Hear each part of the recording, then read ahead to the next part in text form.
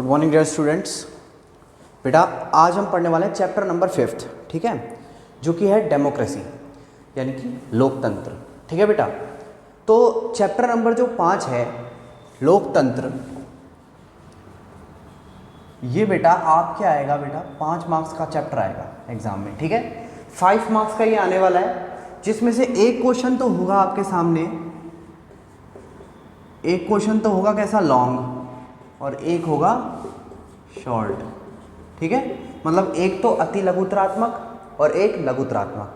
अब ये जो लॉन्ग होगा ये तो आएगा 4 मार्क्स का, और ये जो एक है ये 1 मार्क्स का ही हो गया, 5 मार्क्स का पूरा चैप्टर आएगा आपके। ठीक है, तो इसकी अपन उसी तरीके से तैयारी शुरू करते हैं। छोटे छोटे एक एक नंबर के क्वेश्चन भी देखते हैं और बड़े बड़े क्वेश्चंस भी देखते हैं कुछ कुछ। ठीक है, तो बाकी मैंने बहुत ज़्यादा आपको चैप्टर की रीडिंग लेने की ज़रूरत है, नोट्स में से पढ़ने की ज़रूरत है। मैं यहाँ पे बिल्कुल मोस्ट इंपॉर्टेंट क्वेश्चंस लेके आया हूँ जो क्वेश्चन पूछे जा सकते हैं। ठीक है, प्लस आपको कुछ टॉपिक्स भी बताऊँगा जो आपको पढ़ने हैं। अब इसको अपन शुरू करते हैं। तो पहला क्वेश्चन अपन देख लेते हैं, ज़रा बेसिक से क्वेश्चन उठाते हैं। सबसे पहले क्वेश्चन नंबर 1 लिखो बेटा कि लोकतंत्र का मतलब क्या है। What do you mean by लोकतंत्र?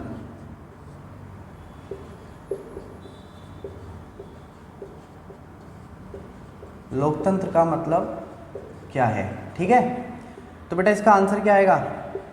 इसका आंसर आएगा जनता की शक्ति। समझ रहे हो ना? जैसे कि लोकतंत्र का मतलब होता है,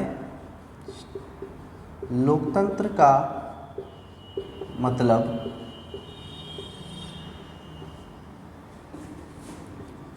जनता की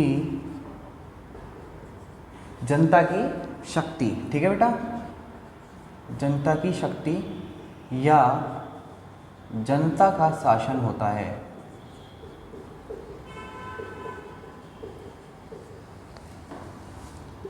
इसको आप लिख लीजिए। अच्छा बेटा, सबसे पहले दुनिया में एथेंस में आई थी डेमोक्रेसी। ठीक है, जो कि यूनानी सभ्यता का ही एक हिस्सा था, ग्रीक सिविलाइजेशन का एक पार्ट था एथेंस। ठीक है, स्पार्टा और एथेंस, उसमें आई थी सबसे पहले सभ्यता। अब इसमें अपन चैप्टर में बहुत सारे लोग हैं, जैसे कार्ल मार्क्स है या अब्राहम लिंकन है, इनके बारे में अपन इनके जो थॉट्स थे कि किस डेमोक्रेसी को सपोर्ट करते थे उसके बारे में भी अपन पढ़ेंगे। तो ऐसे ही कुछ क्वेश्चन इसके अंदर आएंगे। तो अगला क्वेश्चन अपन लिखते हैं कि जो इसका डेमोक्रेसी शब्द है वो कैसे बना है। ठीक है,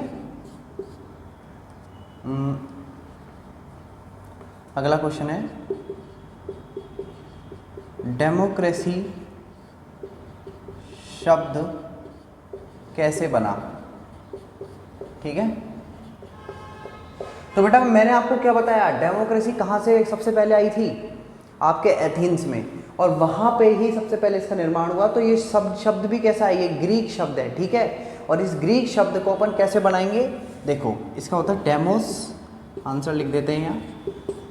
ये बना है 2 ग्रीक शब्दों से, जिसका एक पहला नाम है डेमोस प्लस केरेटिया या क्रेशिया। ठीक है, केरिटिया, डेमोस प्लस केरिटिया। इसका मतलब भी क्या होता है? इसका मतलब होता है जनता की शक्ति। ठीक है, इन 2 शब्दों से मिलकर क्या बना है? डेमोक्रेसी शब्द बना है। इस चीज को आप याद रखना। अगला क्वेश्चन है बेटा, क्वेश्चन नंबर 3 लिखो, लोकतंत्र के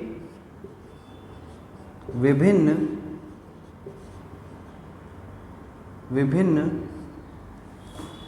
रूपों को लिखिए। ये 1 नंबर में पूछा गया है। अगर 4 मार्क्स में आए तो फिर उन सबको आपको मतलब समझा देना है। ठीक है, तो इसके कौन कौन से रूप होते हैं बेटा? इसके अपने सामने 4 रूप हैं। सबसे पहले अपन इसका आंसर लिखते हैं राजनीतिक। पहला है क्या? लोकतंत्र के विभिन्न रूप हैं राजनीतिक। दूसरा है नैतिक। तीसरा है सामाजिक और आर्थिक और नैतिक। राजनीतिक, एक सेकंड, पहला है राजनीतिक, दूसरा है सामाजिक,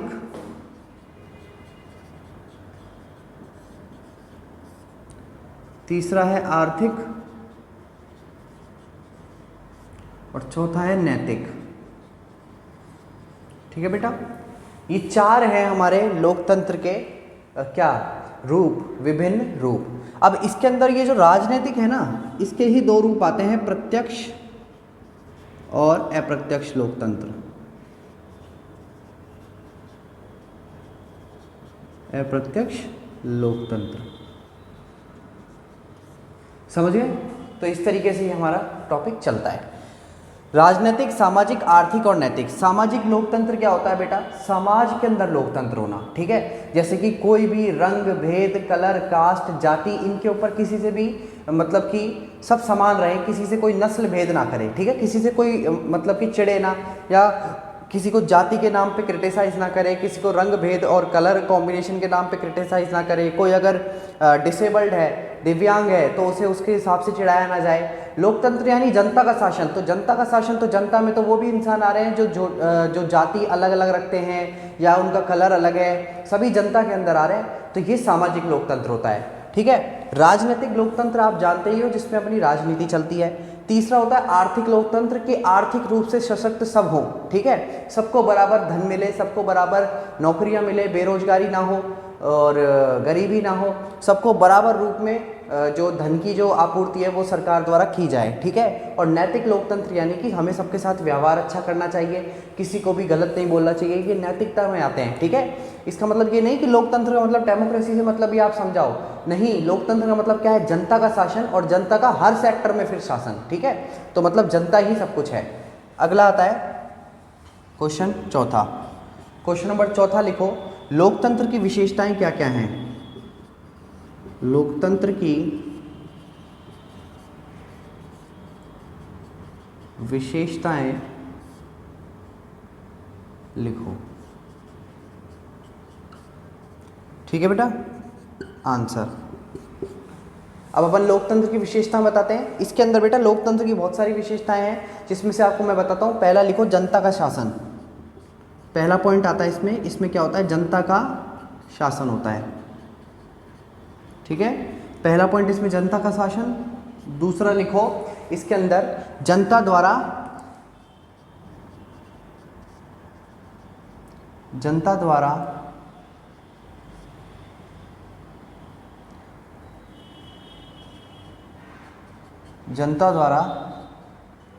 लगाया गया शासन, ठीक है बेटा। जनता द्वारा लगाया गया शासन। और उसके बाद आता है तीसरा, जनता द्वारा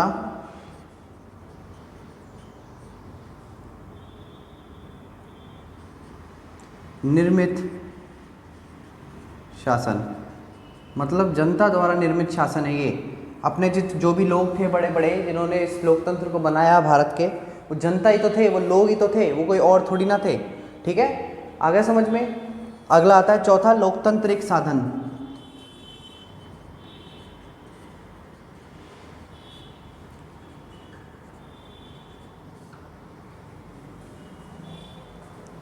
साधन है जो सुगम व्यवस्था बनाता है, जो एक सुगम व्यवस्था बनाता है, ठीक है। और चौथा पॉइंट हो गया। पांचवा पॉइंट इसमें जनता के प्रति उत्तरदायी शासन। पांचवा पॉइंट इसके अंदर हो जाएगा आपका कि लोकतंत्र जो है वो उससे विकासशील होते हैं। ऑब्वियसली लोकतंत्र एक विकासशील शासन है। अब देखो इसका मतलब मैं आपको समझाता हूं बेटा। जनता का शासन, इसका मतलब तो आप समझ ही गए होंगे। इसमें जनता का शासन है, जनता द्वारा लगाया गया शासन है, जनता द्वारा निर्मित शासन है, हमने ही बनाया। लोकतंत्र एक साधन है जो सुगम व्यवस्था बना देता है। और इसमें डेवलपमेंट भी होता है कंट्री का, भयंकर तरीके से डेवलपमेंट होता है। जिस तरीके से आप मोनार्ची में देखोगे उस तरीके से नहीं होता, लेकिन यहाँ पे होता है। लेकिन टाइम लगता है थोड़ा होने में, वो थोड़ा सा इसका एक डिफ़ॉल्ट है, जिसमें अभी अपन दूसरा देखेंगे कि इसके दोष और बताओ गुण के साथ साथ। तो जनता के प्रति उत्तरदायी शासन का मतलब ये है कि जो मोनार्ची होती थी बेटा, जो राजशाही होती थी, उसमें राजा ये कहते थे कि हम जनता के प्रति उत्तरदायी नहीं है, जनता तो हमारी प्रजा है, ठीक है, प्रजा के प्रति राजा उत्तरदायी नहीं है, जो राजा है वो भगवान के प्रति उत्तरदायी होता है, ठीक है, उसको भगवान को बताना होता है सब कुछ कि मैंने ये गलत किया या ये सही किया। तो जितने भी जो राजा थे वो अपने आप को यही मानते थे, यहाँ तक कि जो क्वीन एलिजाबेथ द्वितीय हैं वो भी यही कहती थी, वो भी आज भी यही कहती है कि जो एक राजा होता है, एक शासक होता है, वो प्रजा की तरफ उत्तरदायी नहीं होता, प्रजा का तो उसे भला करना होता है, वो भगवान के प्रति उत्तरदायी होता है, ठीक है, उसकी सीधी बात भगवान से होती है। तो जनता के प्रति उत्तरदायी कौन हो रहा है? डेमोक्रेसी हो रही है, लोकतंत्र हो रहा है, ना कि राजशाही हो रही है, इसीलिए ये ज़्यादा सक्सेसफुल है। लोकतंत्र एक विकासशील शासन है, ये आपके समझ आ गया। अब अपन देखते हैं अगला क्वेश्चन कि लोकतंत्र के भैया हमें दोष बताओ, ठीक है, लोकतंत्र की आपने तारीफ तो खूब कर ली, अब लोकतंत्र के दोष बता दो। तो लोकतंत्र के दोष क्या क्या हैं लिखिए, क्वेश्चन नंबर 5, ये इंपॉर्टेंट है, ये आ सकता है, ठीक है। लोकतंत्र के दोष बताइए, ठीक है। मैं छोटे छोटे क्वेश्चन बना रहा हूँ और वो क्वेश्चन ऐसे आएंगे कि भारत में निर्मित लोकतंत्र के दोषों को निम्न प्रकार लिखें, या लेकिन लंबा सा क्वेश्चन आ जाएगा, कह वो यही रहा है, ठीक है, अपन को वीडियो में बताना है, आपको समझ में आ ही रहा होगा, तो इसमें चलते हैं। तो अगला लोकतंत्र के दोष क्या क्या है, आंसर में लिखते हैं। सबसे पहला पॉइंट, लोकतंत्र में व्यक्ति भावनाओं पे वोट डालते हैं, भावनाओं पर वोट डालते हैं, ठीक है।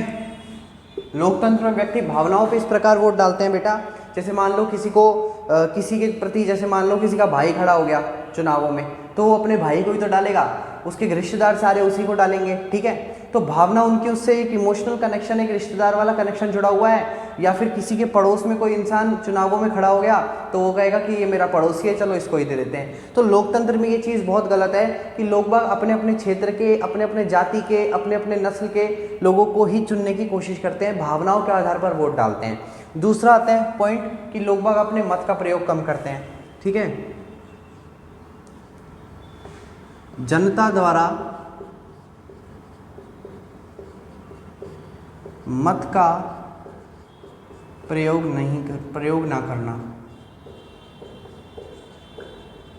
आप देखते होंगे जितने भी चुनाव होते हैं उनमें बेटा कभी भी 100% वोटिंग नहीं होती, कभी 60% आती है, कभी 50% आती है, कभी 79, 78 ऐसे परसेंट की वोटिंग आती है कि इतने लोगों ने वोट डाला, ठीक है।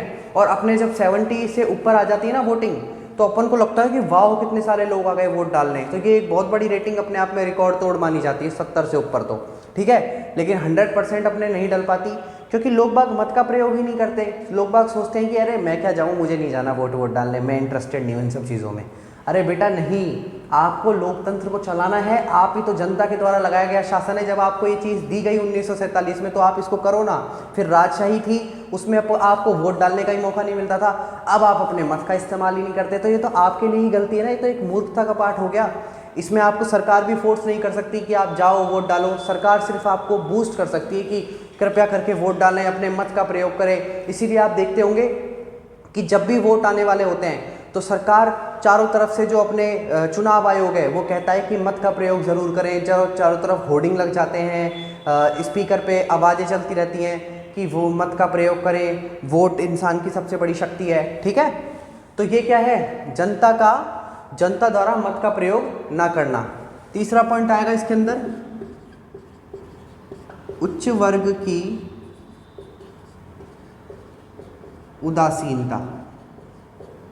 बेटा उच्च वर्ग की उदासीनता कैसे हो रही है? जो उच्च वर्ग है वो इसके अंदर बेटा वो चाहता है, जैसे मान लो कोई राजा था पहले, ठीक है, भारत में लोकतंत्र आने से पहले किसी राजा का राज था, तो अब क्या कर रहा है कि वो राजा की जो उसने देखा लोकतंत्र आ गया तो एक काम करता हूँ, अब मैं ऐसे खड़ा हो जाता हूँ, दुनिया उसको वोट दे ही देगी और फिर से वो जीत जाएगा।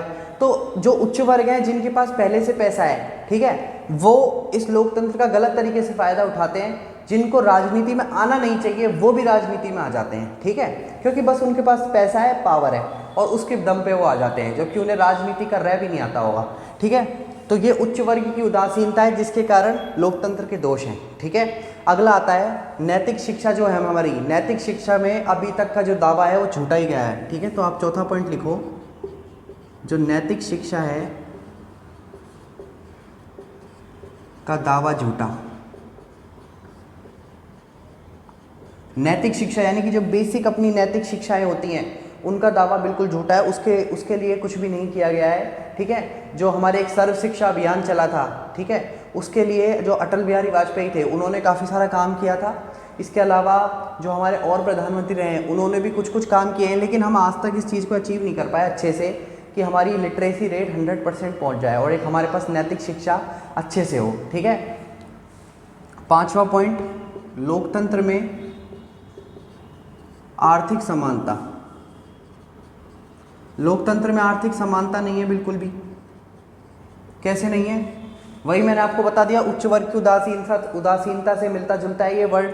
लोकतंत्र में आर्थिक समानता, जैसे कि मान लो किसी के पास पैसा है तो वो कहेगा कि वो किसी पार्टी को फंड दे देगा कि एक काम करो, आप चुनावों में मेरा पैसा इस्तेमाल करो और मुझे बदले में टिकट दो। ठीक है, कुछ कुछ ऐसी चीज़ें भी होती हैं जो चुनाव आयोग साफ साफ पकड़ लेता है। चुनाव आयोग कहता है कि आपको चुनावों में इतने से ज़्यादा पैसे खर्च नहीं करने हैं, लेकिन उससे 100 गुना ज़्यादा पैसे खर्च किए जाते हैं और सब छुपा दिए जाते हैं। तो लोकतंत्र में आर्थिक समानता नहीं है। एक गरीब खड़ा हुआ है चुनाव में, वो लोगों के लिए अच्छा करना चाहता है, लेकिन उसके पास पैसे नहीं है कि वो लोगों को कुछ खिला सके, जो कुछ पैसे लेके वोट डालते हैं या कुछ खा के वोट डालते हैं। तो ऐसे में जो उच्च वर्ग के लोग हैं वो उनको कुछ सामान देके, लालच देके वोट हासिल करने की कोशिश करते हैं। ठीक है, जिन पे चुनाव आयोग सख्ती से नज़र रखता है। ठीक है बेटा, अब देखो पांचवा छठा पॉइंट आएगा इसके अंदर। अब राजनीतिक दलों की बात कर लेते हैं। छठा पॉइंट,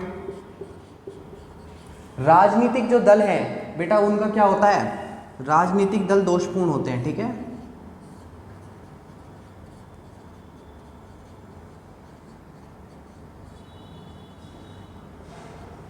राजनीतिक दलों का दोषपूर्ण होना। राजनीतिक दल दोषपूर्ण कैसे हो सकते हैं बेटा? जैसे कि मान लो कई राजनीतिक दल हैं जो जिनमें बहुत सारे जितने भी कैंडिडेट्स खड़े होते हैं उनमें काफ़ी ज़्यादा कैंडिडेट्स के अगेंस्ट में बहुत सारे केसेस दर्ज हुए होते हैं कोर्ट के अंदर। ठीक है, और उन पे मुकदमा चल रहा होता है, लेकिन फिर भी वो चुनाव जो है वो लड़ सकते हैं। तो राजनीतिक दल बहुत सारे हैं जिनमें दोषपूर्ण, बहुत सारी दोषपूर्ण हैं, जिन्होंने किसी हिंसा को साथ दिया हो, या कोई राजनीतिक दल किसी धर्म विशेष से जुड़ा हो, या कोई राजनीतिक दल ऐसा हो जो अपने मतलब कि गरीबों को बिल्कुल ही सिर्फ उच्च वर्ग के लोगों को लेता हो अपने अंदर। ठीक है, और कई राजनीतिक दल ऐसे होते हैं जो इन पे भी चुनाव आयोग सख्ती से नज़र रखता है। और बाकी अपने इंडिया में राजनीतिक दल दोषपूर्ण होना, इसमें आप जैसे कि बहुत सारी छोटी छोटी पार्टियां हैं जिनका आपने नाम भी नहीं सुना होगा, वो कुछ अलग एजेंडा से सपोर्ट करती हैं चीज़ों को, कुछ एजेंडा इनके अलग अलग होते हैं, जैसे कि और छोटी छोटी पार्टियां हैं जो आपने नाम भी नहीं सुना होगा। ठीक है, अब अपन आते हैं 7वें पॉइंट पे। तो 7वां पॉइंट क्या है? सार्वजनिक व्यय होता है। सार्वजनिक व्यय, व समय का अपव्यय, व समय का अपव्यय। सार्वजनिक व्यय बेटा कैसे? मान लो कोई बड़ा नेता है और वो चुनाव लड़ रहा है, तो उसकी सिक्योरिटी पे खर्चा, उसको लाने ले जाने के लिए खर्चा करना, उसकी रैलियों में खर्चा करवाना, ये सब सरकार के खजाने से जाता है, निजी खजाने से। ठीक है, क्योंकि उसकी सिक्योरिटी का खर्चा तो वही देंगे जिसमें हेलीकॉप्टर में वो आ रहा है। ज़्यादातर नेता जो है वो हेलीकॉप्टर का इस्तेमाल करते हैं रैलियों के दौरान, ज़्यादातर नेता, चाहे आप वो किसी भी नेता को देख लो, तो उनके साथ सिक्योरिटी भी चलती है। ठीक है, उनके साथ जेड श्रेणी की सिक्योरिटी होती है, जेड प्लस की, वाई श्रेणी की। ठीक है, इन सब की सिक्योरिटी होती है। तो इसमें कितना ज़्यादा खर्चा होता है सरकार का। अगर वो रैलियां ना करें, इतनी ऑनलाइन रैलियां बैठ के कर लें जैसे कि आप चल रहा है, तो इसमें काफ़ी ज़्यादा जो हमारा ही पैसा है वो बच जाएगा। ठीक है बेटा, इसकी वजह से जब नेता आते हैं तो उनकी वजह से रेड लाइट्स पे रोक दिया जाता है ट्रैफिकों को, और बोला जाता है कि पहले नेताजी गुजरेंगे। ठीक है, अब ये एक जनता का शासन नहीं है, ये लोकतंत्र के कुछ दोष हैं।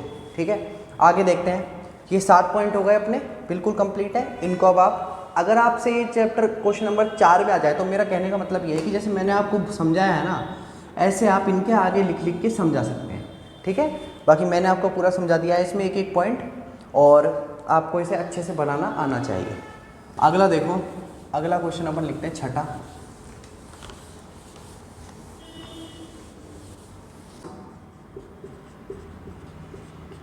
लोक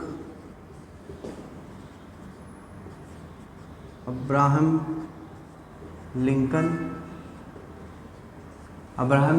ठीक है। और इस सिद्धांत के क्या थे? समर्थक थे। इस सिद्धांत के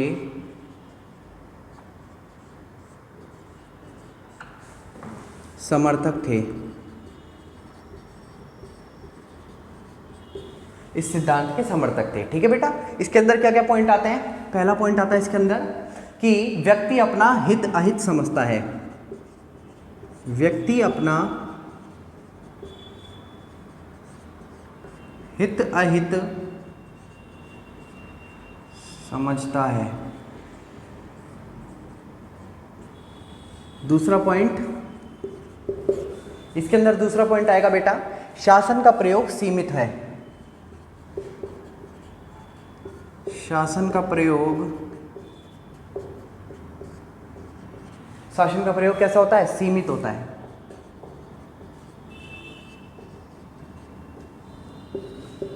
तीसरा पॉइंट बेटा इसके अंदर, शासन का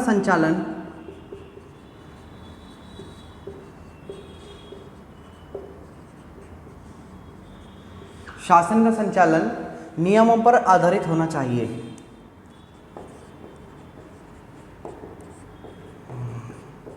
नियमों पर आधारित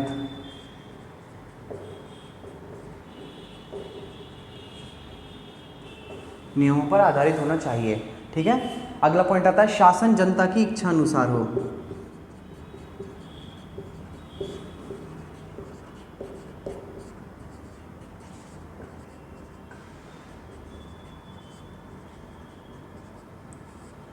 शासन जनता की इच्छा अनुसार हो, व्यक्ति की।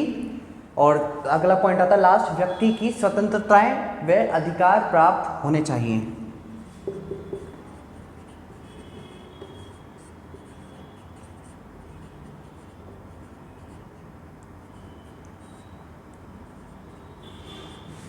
एवं अधिकार